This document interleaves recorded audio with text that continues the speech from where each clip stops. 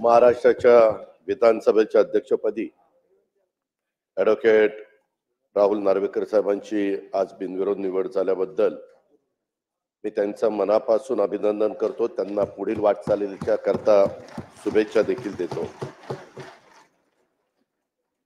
त्यांची बिनविरोध निवड होण्यापाठीमागचं कारण म्हणजे त्यांच्यामध्ये नेतृत्व गुणांची, कार्यक्षमतेची आणि त्यांच्या अनुभवाची ही पोचपावती आहे असं म्हटलं तर काही चुकीचं ठरेल असं मला वाटत नाही. 15व्या विधानसभेत निवडून आलेल्या सर्व नवनिर्वाचित सदस्यांचा देखील मी आजच्या निमित्तानं मनापासून अभिनंदन करतो. त्या सर्वांना पुढच्या वाटचालीच्या करता शुभेच्छा देखील देतो. अध्यक्ष महोदय, खरं तर सभागृहाचे नेते देवेंद्रजींनी आणि उपमुख्यमंत्री एकनाथराव शिंदे साहेबांनी आपल्याबद्दल खूप काही त्या ठिकाणी सांगितलं.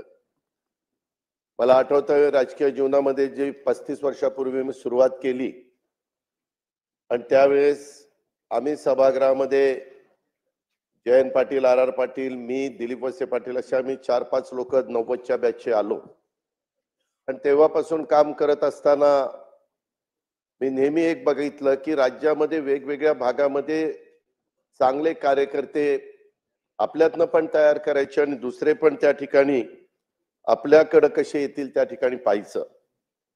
तुमच्या राजकीय जीवनाला सुरुवात झाली त्यावेळेस तुम्ही शिवसेनेमध्ये होता. प्रवक्ता म्हणून तुमचं कामकाज आम्ही टीव्हीवर बघायचो, इतर ठिकाणी ऐकायचो आणि त्याच्यातनं एक दिवस मी आपल्याला म्हणालो की राहुलजी, आपल्याला पटो किंवा न पटो, एक लोकसभेची जागा आहे, तिथं आपण उभं राहा.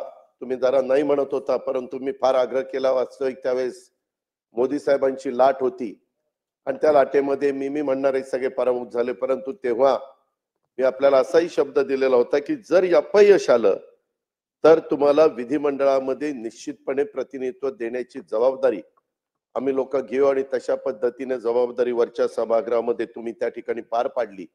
ही तुमची ह्या विधिमंडळातली सुरुवात. विधान परिषदेमध्ये आपण उत्तम काम करत होता. आपली वकिली अतिशय चांगल्या पद्धतीनं प्रख्यात वकील म्हणून तुमची ओळख, अभ्यास मी त्या ठिकाणी पाहायचो. नंतरच्या काळामध्ये माझं जसं लक्ष असं असायचं तसंच लक्ष आमचे आत्ताचे मुख्यमंत्री त्यांचंही असतं आणि मी तुम्हाला तिकडनं इकडं आणलं, त्यांनी मला माझ्याकडनं त्यांच्याकडे घेऊन गेले आणि कुलाब्यातनं तुम्हाला उमेदवारी दिली. कुलाब्यात तुम्ही चांगल्या मताधिक्याने विजयी झाला. तसं बघितलं तर त्या मतदारसंघाची आत्ताच देवेंद्रजींनी साधारण ओळख सांगितली आणि तुमचं असणारं काम हे आम्ही सगळ्यांनी गेले काही दिवस बघतोय. पाठीमागच्या काळामध्ये आम्ही सरकारमध्ये असताना देवेंद्रजी ज्यावेळेस बोलायला उठायचे त्यावेळेस देवेंद्रजींच्या पाठीमागे बसून वेगवेगळ्या पद्धतीची माहिती, वेगवेगळ्या ह्याच्याबद्दल काही दाखले वेगवेगळे देण्याचा प्रयत्न देखील तुम्ही करायचा. अशा पद्धतीनं आम्ही सगळ्यांनी तुमचं काम बघितलंय. मागच्या वेळेस 2.5 वर्षांनी ज्यावेळेस एकनाथराव शिंदे साहेब राज्याचे मुख्यमंत्री झाले आणि त्यावेळेस तुम्हाला भारतीय जनता पक्षाच्या मुळे अध्यक्षपदाची संधी त्या ठिकाणी मिळाली. 2.5 वर्षापूर्वी विद्यमान उपमुख्यमंत्री एकनाथराव शिंदेच्या नेतृत्वाखाली सरकार स्थापन झाल्यानंतर आपली निवड ही देवेंद्रजींनी आणि सगळ्या महायुतींनी केली आणि आज आपलं महाराष्ट्र विधानसभा ही देशाला दिशा देणारी विधानसभा आहे. या विधानसभेत जेव्हा कायदेशीर पेच प्रसंग उभा राहिला तेव्हा फक्त महाराष्ट्राचं लक्ष इथं नव्हतं, उभ्या भारताचं आणि विधिमंडळ जेवढी काही कामं करतात त्या सगळ्यांचं लक्ष तिथं होतं, कारण आपलं हे कायदे मंडळ आहे. तेव्हा अध्यक्ष महोदय, थोड्याशा मनाला वेदना व्हायच्या, कारण विरोधकांनी ताळतंत्र सोडून अध्यक्षांच्यावर वैयक्तिक टीका केलेली आम्ही त्यावेळेस पाहिली.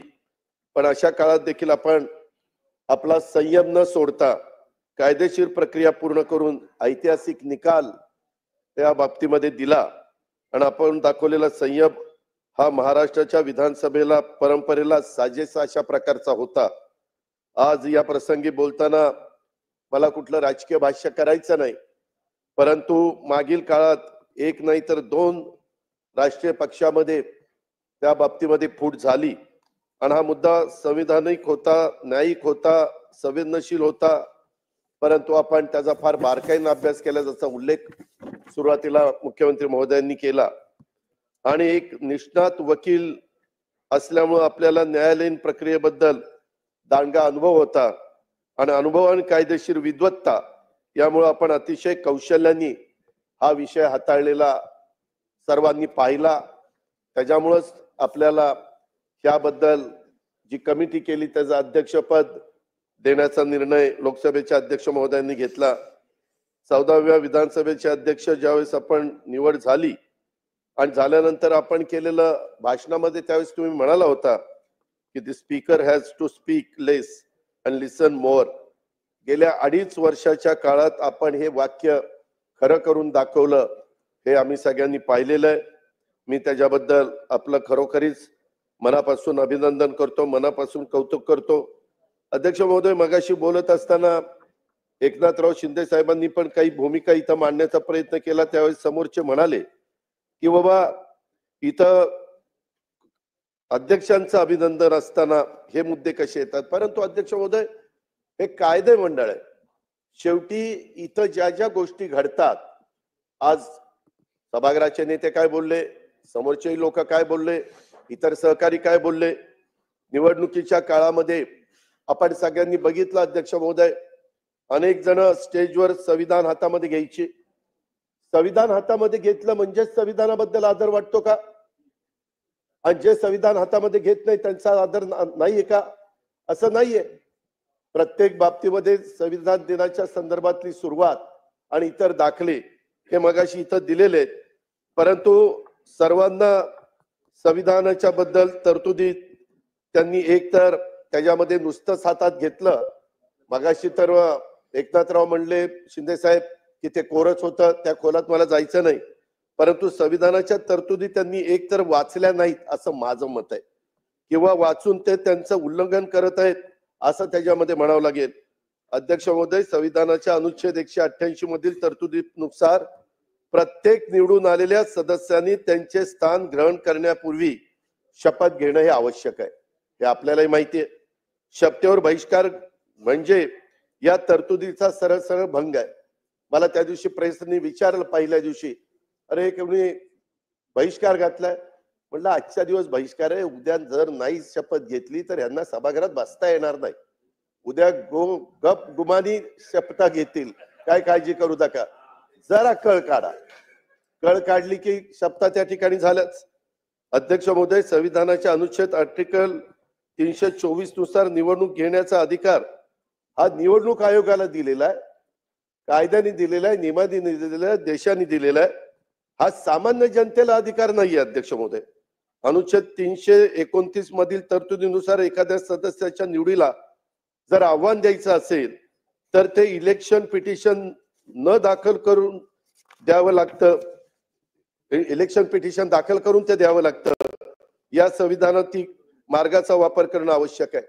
उगीच काहीतरी स्टंटबाजी करायची, मार्कडवाडी करता आम्हालाही आपलेपणा आहे, प्रेम आहे, जिव्हाळा आहे, पण कारण नसताना एक असा भाऊ करायचा. एक तर कधीतरी लक्षामध्ये घ्या की आपला करेक्ट कार्यक्रम झालेला आहे, त्याच्यामध्ये आपल्याला जनतेने नाकारलेलं आहे. त्यामध्ये जर आकडे काढायचं म्हटलं तर इतक्या मोठ्या प्रमाणावर म्हणजे 48% महायुतीला मत आहेत आणि 33% समोरच्यांना मत आहेत. आता एवढा फरक असल्यानंतर दारुण पराभव होणार, तरी देखील काही ना काही आकडे, मी आज त्याच्याबद्दल जास्त बोलणार नाही. नागपूरच्या अधिवेशनामध्ये मी सांगित, काही काहींनी सांगितलेलं आहे हे इतके मतं मिळाली आणि मग इतके निवडून आले आणि त्यांचे इतके मिळाले. ते सगळं मी दाखवीन, सभागृहालाही दाखवीन, सभागृहाच्या माध्यमातून महाराष्ट्रालाही दाखवीन. आमची बाजू खरी आहे, त्याच्यामध्ये कुठेही खोट नाहीये. जनतेने आमच्यावर विश्वास दिलेला आहे आणि या विश्वासाला आम्ही पण, अध्यक्ष महोदय, ज्यावेळेस 5 महिन्यापूर्वी लोकसभेच्या निवडणुका झाल्या त्यावेळेस महायुतीला 42 पॉइंट काही टक्के मतं होती आणि आघाडीला 43% मतं होती. 0.6% फरक होता, पॉइंट म्हणजे अर्धा टक्क्याच्या आतच. तरी देखील आमच्या जागा किती आल्या? आमच्या जागा 17 आल्या आणि यांच्या जागा 31 आल्या. आम्ही रडत नाही बसलो. ठीक आहे, जनतेचा कौल आहे.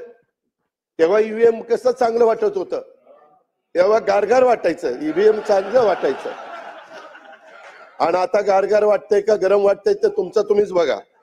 अध्यक्ष महोदय, संविधानाच्या भाग 3 मध्ये तुमचं आमचं सर्वांचं नागरिक म्हणून मूलभूत हक्क नमूद केलेले आहेत. त्यात भाषण स्वातंत्र्य, इतरही अनेक स्वातंत्र्य आहेत. त्यात नमूद केलेले हक्क देणं शासनावर बंधनकारक आहे. त्यात कुठेही समांतरपणे पुन्हा निवडणूक घेण्याचा हक्क नाही. संविधानातील त्या यंत्रणाचे अधिकार, मग ते न्यायालय असो, निवडणूक आयोग असो, त्यांनीच ते वापरले पाहिजेत. नाही तर अराजक माझे घटनेचे शिल्पकार डॉक्टर बाबासाहेब आंबेडकरांनी हे ओळखूनच प्रत्येकाचे अधिकार व अन्याय झाला तर न्यायासाठी प्रक्रिया ठरवून दिलेली आहे, तिचा वापर त्या ठिकाणी केला पाहिजे. त्या प्रकारे न्याय मागण्याचा प्रयत्न अध्यक्ष महोदय केला पाहिजे. आज आपण ज्या पदावर बसलेला आहेत, मला एका गोष्टीची जाणीव आहे की सभागृहामध्ये संख्या जर बघितली, अध्यक्ष महोदय 62 ला म्हणतात की 222 समोर सत्ताधारी पक्षाचे होते आणि बाकीचे विरोधी पक्षाचे होते. महाराष्ट्राच्या इतिहासामध्ये पहिल्यांदा 288 जागा निवडून देत असताना 237 आमदार महायुतीचे निवडून आले. 237. अनेकांच्या लाटा आल्या, अनेकांच्या लाटा गेल्या, परंतु इतकं निर्विवादपणे बहुमत कुणालाही मिळालेलं नव्हतं. अरे मान्य करा, आता कुठेतरी डोळे उघडा. लोकही म्हणतील की काय चाललंय यांचं, किती दिवस रडीचा डाव खेळणार आहे.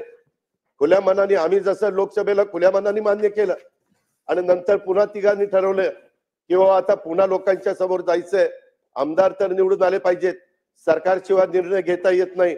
आणि त्याच्यातनं आम्ही लाडकी बहीण आली. लाडक्या बहिणीनं आम्हाला सगळ्यांना इथं बसवलं, हे लक्षात ठेवा. जे आहे ते आहे, मान्य करायला शिकलं पाहिजे. अध्यक्ष महोदय, एक गोष्ट खरी आहे, परंतु आता इथून पुढे सभागृहाचं कामकाज चालत असताना इतकं मोठ्या प्रमाणावर गुलाबी जॅकेट आज इकडे दिलंय, काय अडचण आहे? अडचण आहे?